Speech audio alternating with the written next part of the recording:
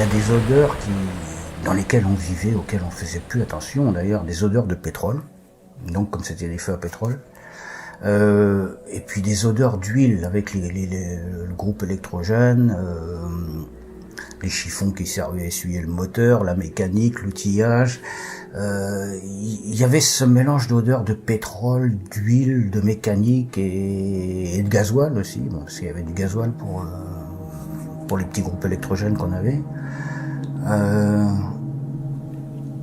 Donc c'est vrai que c'était en plus doublé souvent de l'odeur d'humidité qui remontait des murs.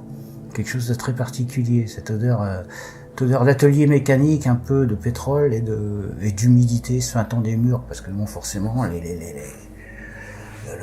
granit qui prend l'humidité, l'univers dans le coin de sel que ça ramasse de partout, quoi.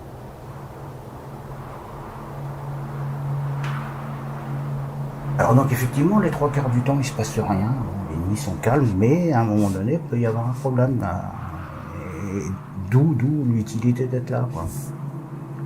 Parce que c'est ça notre rôle, c'est le phare. Bon, le phare doit marcher, il doit continuer à fonctionner toute la nuit. S'il y a un problème, même un gros problème, problème électrique, problème mécanique, problème dans les feux à pétrole, problème de brûleur, là. Le tout, c'était que la panne dure le moins longtemps possible.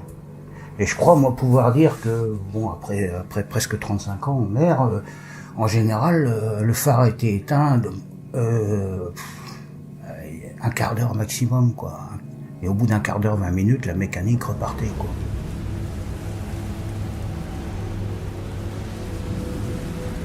Cette salle de veille des EO, c'est vrai que ça me rappelle sans doute la première vraie tempête que j'ai connue dans le métier. J'étais tout jeune, je venais de commencer à 21 ans et c'était en janvier 74. Ouais.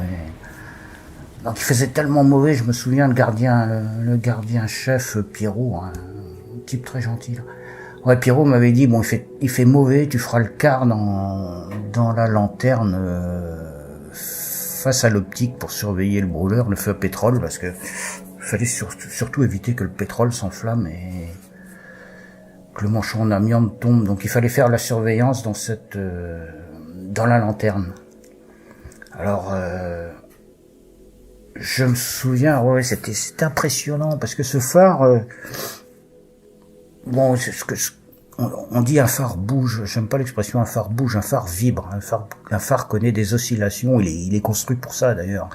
Une grande tour comme les EO, effectivement, moi j'avais jamais connu ça, on sentait l'ensemble du bâtiment qui encaissait les vibrations à chaque déferlante, on les sentait remonter jusqu'en haut de la tour et évidemment, bon, j'étais tout jeune, là, j'étais pas rassuré, je chantais ces coups de boutoir qui tapaient en bas, c'était une grosse tempête de nord-ouest en Manche, quoi.